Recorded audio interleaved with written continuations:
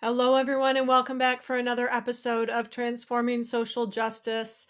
I'm Megan Fucciarelli, the proud founder of Us Squared Consulting, where we believe that understanding self comes before uniting society. This month, we are joined again by Justin, a member of our team, and we're going to be talking about ableism. So, Justin, can you define ableism for our audience? Thank you, Megan. Yes, of course. So here at S Squared, we define ableism as the stereotyping or prejudice on the basis of physical and/or intellectual ability, and in some cases, it can also include the spectrum of neurodivergence. So a study by the National Organization on Disability found that 34% of people with disabilities reported experiencing discrimination or bias at work, which often manifests as being misjudged or insulted. So, Megan, in what ways do societal attitudes towards disability contribute to systemic ableism in schools and workplaces? Honestly, I think it starts with language. And Justin, thank you for that definition. A big piece of it when I speak about language is there's two things. It's about having people first language, which we often say people with disabilities, or to take it a step further, people with different abilities. Because the definition of disability is lack of ability or an absence of ability. But if we talk about differently abled or people with different abilities, that's really emphasizing what it is because everyone has superpowers, everyone has abilities. People just have different abilities based on their physical and or intellectual skill set or abilities. So I think that's a big piece of that societal attitude is when certain language is used, it evokes certain emotions. And people who understand the piece of dis, that prefix in a word of dis for disability, it instantly pulls up a lack of or an absence of a deficiency. But if we talk about differently abled, it will evoke a different emotion. And I think it's just that societal attitude starts with that first impression or that first impact of a word or how someone talks about someone or something. And I think that's critical. Yeah, I definitely agree with the importance of language. And we've talked about this like in previous episodes and in our other content as well, how important language is, not just in ableism. And another thing is, how can we challenge the idea that productivity is the ultimate measure of a person's worth, especially regarding individuals with disability? Yeah, I mean, this is one I think we have to start again. It's about terminology and definition, right? It's about defining productivity. And I think it's important for us to, in the education sense, to define what productivity looks like and to look at the process rather than the product of our people, our students learning along the way. If we're talking about the corporate world, then it's about defining what is needed for a position, what productive looks like for that specific position. Depending on the position, sometimes productivity is a checkbox. How many things did you do? Sometimes productivity is the results. What results did you get? So it's all about that defining what productivity looks like. And the first way to challenge the idea that productivity is the ultimate measure of a person's worth is we have to define what productivity looks like in every different capacity or facet of someone's work. We can't define productivity by this generic societal term of productivity because productivity is measured differently depending on the position, depending on the role. And I think that's the critical piece with challenging the idea that productivity is something that only people who are able bodied or who have a certain level of ability can be productive, because that is absolutely untrue. It's about defining what productivity looks like. But Justin, what changes have you seen in attitudes or policies towards disability or the idea of ableism over the years? And what more needs to be done according to some of the research you've done? Yeah, so change that I've seen or observed is that in earlier decades, disability was often viewed through more of a medical lens, where it emphasizes the limitations and uh, dependence of differently abled individuals. Well, throughout the years and over time, we've seen how attitudes have shifted towards seeing disability as more as part of human diversity with a greater focus on inclusion and accessibility. So it's seen as the result of societal barriers rather than an individual's impairment. And uh, I think this outlook has influenced policies that aim to remove obstacles in the environment, attitudes, and systems rather than focusing solely on the individual's limitations. Yeah, I mean, the way you said that, I really like how it focuses on the systemic components of what needs to be done and what barriers we can release or reduce, rather than focusing on the individual person and making accommodations for one person. Instead, like the Americans with Disabilities Act, it focuses on what we can do as a society or a system to make sure that things are more accessible. Absolutely. Yes, thank you, Megan. And another thing is, how does internalized ableism affect the self perception of individuals? So we've talked about the systemic piece, but how does ableism affect the perception of individuals with disabilities, and what can be done to combat this? Yeah, I mean, really, the piece that I heard from that question the most was the idea of internalized ableism. And I think it's that internalized oppression that so many people struggle with. And we talked about how people are influenced by outside people, but sometimes we're influenced by ourselves. Sometimes our biggest critic is ourself. And I think that internalized ableism is rooted in a lot of different pieces at a very young age. We talk about the 5 different ways that biases are cemented in our brains before the age of 12. And one of those is mass media. You know, we don't see a strong representation of people with different abilities on TV or in the press. We've seen an influx of this over the last decade or so, but we're still not seeing a very strong representation. We're seeing more, but not as proportionate to our population. And I think that plays into internalized oppression, because if people who have different abilities don't see themselves in different positions, then they don't have anything to aspire to. They feel like they don't belong in that environment. An example of this was, you know, my parents at a very young age, and they did what they thought was right. But I remember when I would see someone come into a room or come into wherever I was, and they had a physical disability that was apparent. So I could see it. Either they used a mobility device or they had a cane because they were unable to see well. Just different pieces where I could see they were different from myself. I would look. I was very curious. And my parents would tell me not to stare, which in their opinion was trying to be polite. But what it taught me was not to be curious, and subconsciously, it taught me to think that they didn't exist, like not to pay any attention to people who are different from me. And I think we're getting better about this as a society, but it's still not where it needs to be. And I think instead of telling our children not to look or not to be curious, we need to encourage our children to be curious. And we need to encourage our colleagues to ask questions. And maybe start it off with, is it okay if I ask you a few questions? I'm curious. Where you're asking for permission. But if we lean into questions with curiosity, then we're really allowing the person with a different ability to share their experience and to share their truth, which will help them overcome that internalized ableism of feeling like they don't belong. And I think that is so critical. What do you see as some common misconceptions about people with different abilities that perpetuate those ableist attitudes, Justin? Yes, so I have here a few actually, which number one is that disability means inability.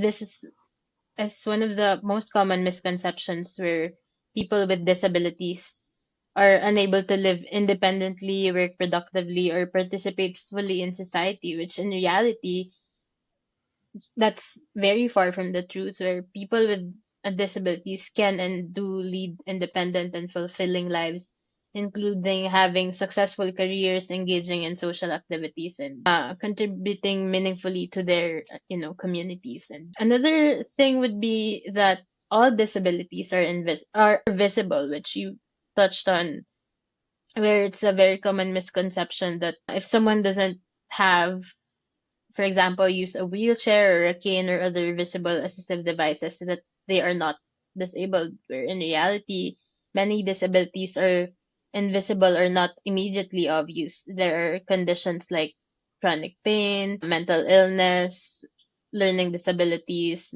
where there may not have there may not be external signs, but they're no less real or impactful. Yeah, and you know, before you continue with that piece, Justin, I think with the first piece of Are there some people with disabilities who need support to live and work? Absolutely. But it's not 100%. And I think that's one of those misconceptions, is that everyone with disabilities needs accommodations for life or will not be successful in life. I worked in a special needs program as a superintendent of 4 counties. We worked with 18 to 26-year-olds, all who had different abilities. And they had a wide range of abilities. Some of them we knew that we were going to have to help them with living skills and that they were going to need support for the rest of their life. But the majority of the students we worked with, we were giving them living skills and employment skills so they could live independently. And these were significant disabilities. There are also disabilities that are not as significant, and they are usually found in people who work very meaningful jobs, who are working in professional careers, who might need some support and might not need some support, and it might ebb and flow. When you talked about visible versus invisible disabilities, I think that's something also, that a lot of invisible disabilities will ebb and flow. They're not consistently the same. People with mobility devices, there are people who utilize wheelchairs but have the ability to walk short distances, but they use Mhm. wheelchairs so that they can get around more, and it's less tiresome for them than to try and walk when it is very difficult to do so. So I think there's just this wide range, and we need to understand that there is a spectrum of people's abilities.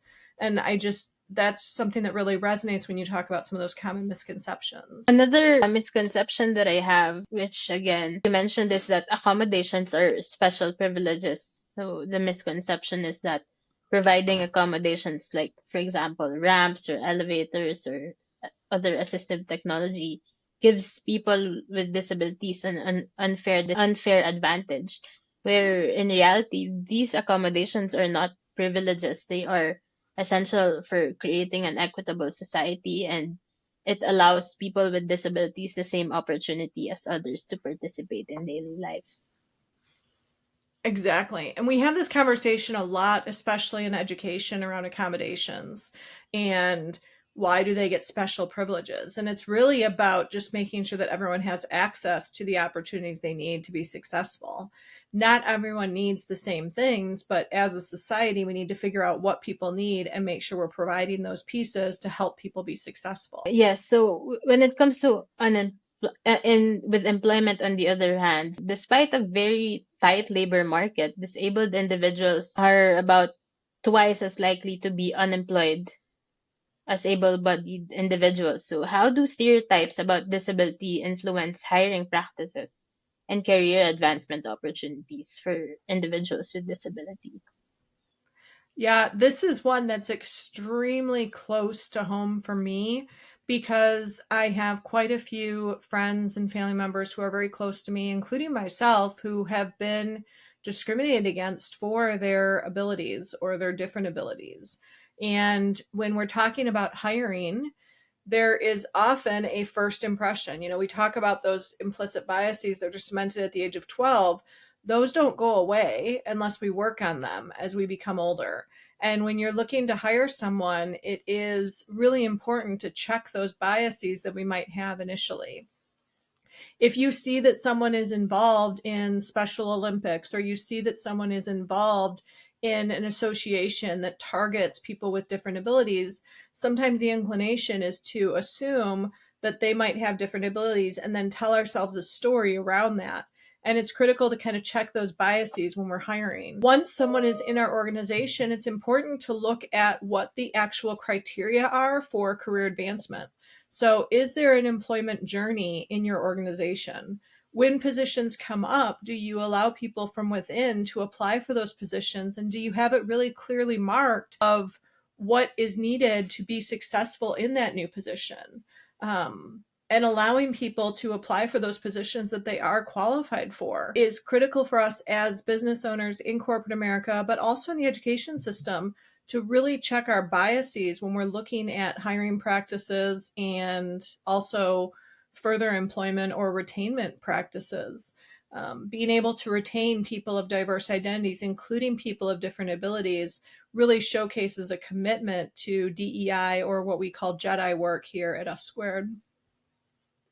Yeah, what are some concrete ways, or how can organizations create a more inclusive environment for employees with disabilities, and how can these organizations leaders support this? Yeah, I mean, the first thing is finding out what people's abilities are. Now, from an HR standpoint, you cannot ask questions like, what are your abilities and do you have any disabilities? What you can do is you can ask, are there any accommodations you might need in order to be successful? Now, in order to be able to answer that question honestly, people need to feel safe. And what that means is that idea of psychological safety. And what we refer to a lot at Us Squared is we have to intentionally include so we don't unintentionally exclude. So it's about making sure that the environment is ready for people of all backgrounds to come in. So making sure that you have those inclusive environments before you're hiring. So having examples, concrete examples would be accessible workstations.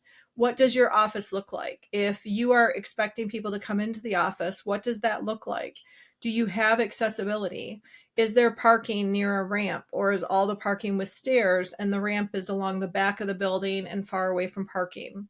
Once they get into your office, are they able to maneuver throughout the office, or are they only able to get into the main room because the cubicle area or other areas of the office are much more compact or difficult to navigate if they happen to be in a wheelchair or using any mobility device? Do you have access to Braille? Do you have access to closed captioning? Are you aware of strobe lights or loud music or other things that could impact someone's abilities who have different abilities? All of these things are pieces that you want to have available and accessible. Now, of course, there are going to be some environments where this might not work, and that would be where you have in your job description what is necessary for someone to be successful in the work. If you are operating heavy machinery and the only position you're hiring for is someone to operate the press, then you probably want someone who has visual ability and can see clearly because you don't want anyone to be in danger. You're not going to want to use Braille on a heavy press, right? At the same time, there are other positions where if the requirement is not that they can see clearly or that they can hear clearly or that they have certain abilities physically, that's why so many job descriptions now will say the ability to lift 40 pounds or more. There are people who can lift 40 pounds or more and still be in a wheelchair or use a mobility device because one part of their body might not work as well as someone else's. Another part of their body might work just as well, if not better. So it's important to look at what are your requirements for the positions and then making sure you have inclusive environments before you're hiring and also being really clear of what's expected in the job description. If there is nothing written in the job description about being able to see without eyeglasses or being able to hear without assistive devices, then you cannot discriminate legally, nor as human people should we discriminate against people who use devices to help them in those areas. And I think that's really critical for us to look at is what are your job descriptions saying? And then once they're hired or once they're coming in, how are you making sure that it is an environment, even before they're hired, that people feel comfortable and included before they even walk in the door?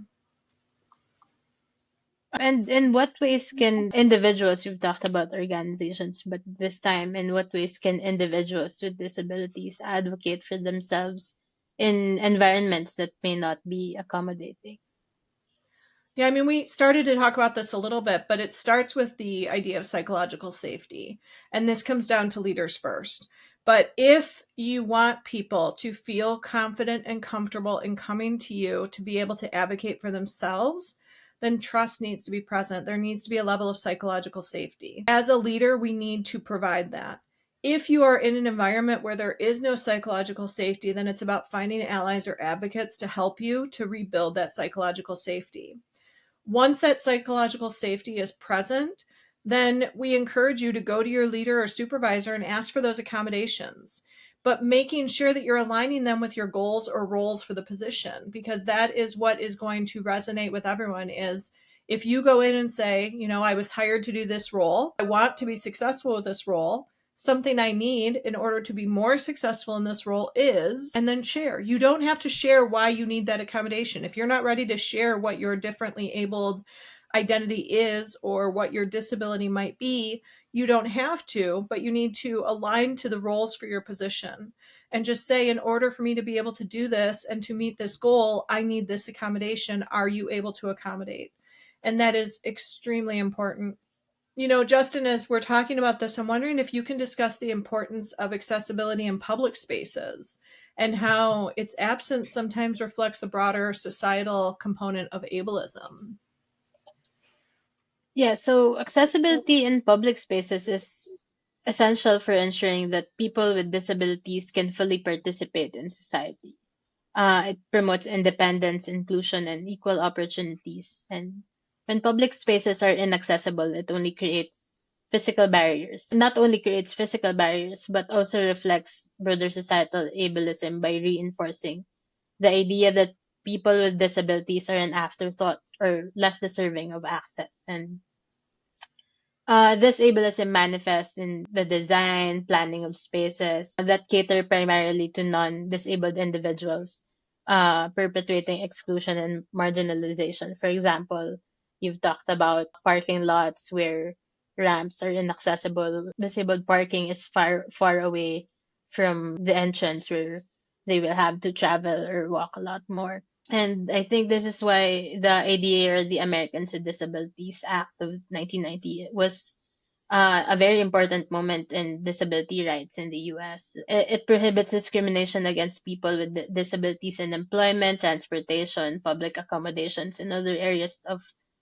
public life, and it also mandates reasonable accommodations to ensure equal access, which led to greater physical accessibility, such as ramps, wider doorways, accessible parking spaces. And I think another important evolution of the ADA, which us as Squared have seen personally, is how it includes web and digital accessibility. We've seen that as we developed our new website, which is fully ADA compliant. And I think it's a critical need in today's tech-driven world, for individuals with disabilities who also have access to the digital world.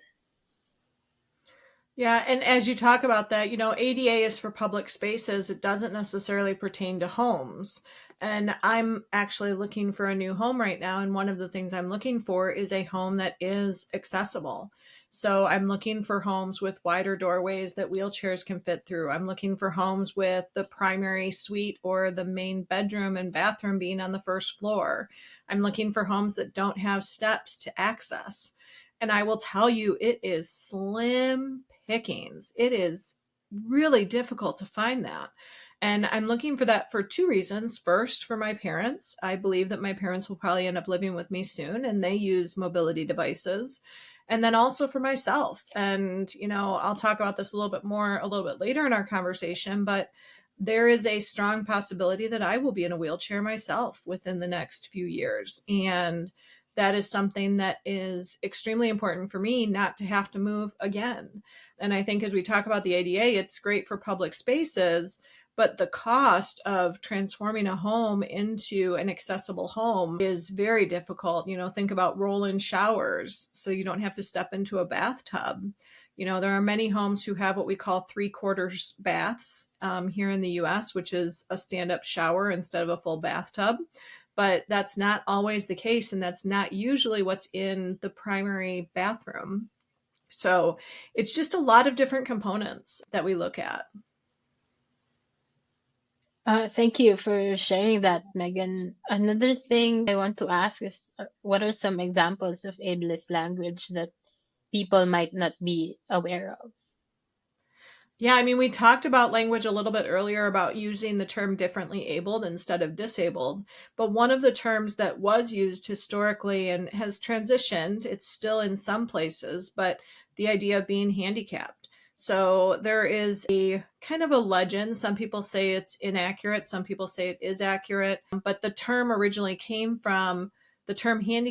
originally came from the idea of people who were differently abled or people who did not have a specific skill set to work would put their hat in their hand and ask for donations. So it became handicapped. And some people, again, like I said, some people believe that's an urban legend. Some people believe it's true. Some people believe it's this misnomer. But I've seen evidence of both sides. So I think that's important to think about. And again, it's about language and what we use. Some of the statements we hear, and I've actually heard some of them, like, you don't look disabled. So I gave mention to this, that there's a possibility of me being in a wheelchair in the next few years. I have lupus, which is considered an invisible disability. There are some days where I get up and I feel just fine. There are other days I get up and I feel like I was run over by a Mack truck and I can barely get out of bed, let alone walk upstairs. And I'm lucky to be able to do one or two stairs, but if I had to do a whole flight of stairs or more than a few stairs, it would be almost impossible for me. So I think the idea of you don't look disabled, we talked about that a little bit earlier, or it's only a few steps, you can do it, or kind of scoffing when people ask to use the elevator, or if you ever give people a weird look when you see them parking in a disabled parking spot and they get out, and because they're not using a significant mobility device, you think that they're not disabled. I will say for myself, especially around the holiday season, if I happen to use I have a placard that allows me to park in those spots that are closer to the entrance. And if I'm having a bad day, I use it. If I'm not having a bad day, I don't use it. But I will tell you that there are times that if I'm having a bad day and I use it, but I don't have a physical limp or I don't look like I'm walking rough, that I will, especially around the holiday season, get out of my car and almost make it look like I have a limp because I don't want to deal with the attitudes. I will have people screaming out their car, "You're not disabled. Stop using the spots for the rest of us." And I've had so many comments thrown at me. And I think those are statements that all of us need to be aware of, that not all disabilities are something that you can physically see, that not all disabilities are things that people look like they're disabled, that you can be in significant amount of pain and not necessarily look at like you are in pain. I have an extremely high tolerance to pain because of everything I deal with on a regular basis. And when I tell people I'm sick or I have this ailment, a lot of times people will look at me side-eyed. They'll be like, "What? You don't look sick," or "You don't have that happening right now," because I still plug through. And I think a lot of people with different abilities, or people who struggle with chronic illness even, have a high level of tolerance or high level of acceptance of whatever they're going through. So it seems less dramatic because they're used to it, right? And sometimes people in society aren't used to that. I want to think more about the education piece, because students with disabilities are at a higher risk of being bullied compared to their non-disabled peers. And I consider a lot of what I experience, especially parking in parking spots, et cetera, to be bullying. But when we talk about students, approximately 60% of students with disabilities report being bullied at school. That's from the National Center for Educational Statistics. And we also run equity audits in a lot of our school districts. And that's one of the services we do for a lot of our education clients. And we see this number even higher in many of our schools. But 2/3, or right around 2/3 of our children are reporting being bullied. 2/3 of our children with disabilities. That's something that we really need to look at. Yeah, actually, in a recent study involving high school students with disabilities, 7 out of 8 participants reported experiencing at least one ableist microaggression. That's 7 out of 8, which is significant. And so, Wow. yeah, Yeah, how that's does horrible. ableism, yeah, so that's where this next question is coming from, where how does ableism impact educational opportunities for students with disabilities, and what roles do institutions play in either perpetuating or combating it within their systems? Yeah, I mean, I think one of the first things is school districts have the opportunity to participate in what we call Special Olympics. And I think that's something that's critical for our students. Another is when you have all students try out for something and only the people who are the best at it get to participate, that really teaches students that only people with the high level of skill set have the skill set to be able to do something. It not only excludes people with different abilities, but it also excludes students who just aren't as athletic. And I think athletics have the ability to teach so much to our students. And that goes for the academic clubs as well. You know, a science club or a debate team has so much to show our students, and I think it's something that we need to provide that opportunity for all of our students. Now, one way that you can do this, because there are some schools who say, but we're competitive and we want to have the best people on the team to be able to win. And yes, that's important. And I will say that it's also important to showcase how it can be part of our culture and community, that we embrace everyone of different abilities and how to work alongside that. One thing, schools who are competitive can have two different leagues. And what that does is it allows for the competitive league if they're still looking to be very competitive. Because I believe in the transparency, and let's be real about it, that a school that has a very competitive, let's say, football team is going to have more scouts come to look at their players, which would lead to more scholarships for their students, which is a positive thing. I'm not suggesting that we open up all of our fields, all of our sports, all of our academics to everyone. What I'm saying is that we have opportunities for everyone to participate, even if it looks different. So maybe having a competitive league, but then also having another league that allows anyone who wants to do it the opportunity to do it. That encourages people to be part of school spirit. It encourages people to have that sense of belonging. Another thing that we can do in our school systems is, instead of having students ask for the accommodations that they need, rather than, the other piece of that is that students could actually go through almost an intake of sorts to determine what they may need to be successful. So when a student enters into a school system, going through almost an intake to determine, do they need any hearing support? Do they need closer seating because of vision? Do they need anything for attention? What are the different accommodations, so that students don't have to ask for what we call FARs, or in more significant cases, IEPs? Instead, having an intake for every student to really determine what's needed. Because a lot of times in schools, it's the student chooses the seat, and every student is going to choose a seat in the back of the room. Or students are put in seating assignments based on alphabetical order. So what if you have a student who's towards the end of the alphabet who needs vision accommodations? They either have to ask for that, or they have to advocate for themselves to do that. If we had an intake of sorts, then the student would be able to get what they need without having to ask for it themselves. Again, it goes back to that intentionally including, so we don't unintentionally exclude. Thank you, Megan. How about, what are some effective strategies for educating others about ableism and promoting inclusivity in schools? Yeah, great question. You know, a significant percentage of our teachers report feeling unprepared to teach students with disabilities. A survey found that only about a third of teachers actually receive training on how to support students with disabilities in inclusive classrooms.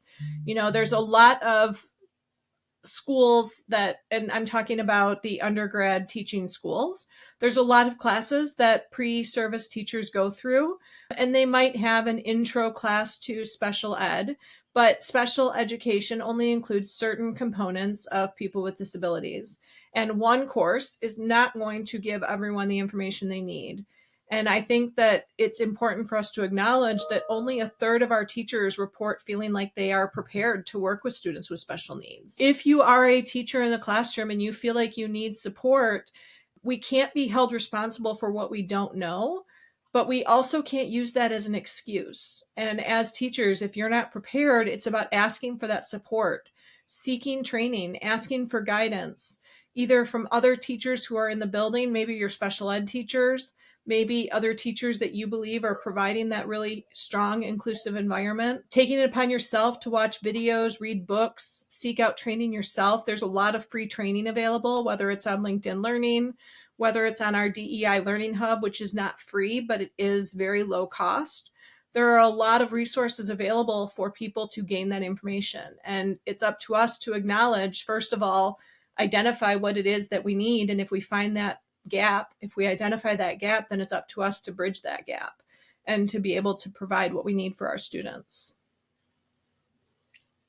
Thank you so much for that, Megan. That's a lot of useful insight, and unfortunately, that's all the time we have for today. So, if anyone's listening has any questions that you would like to ask Megan, I, or someone else from our team to answer next time, please drop a comment or email us at info@us2consulting.com. Thank you so much, Justin. And thank you, everyone, for listening to another episode of Transforming Social Justice.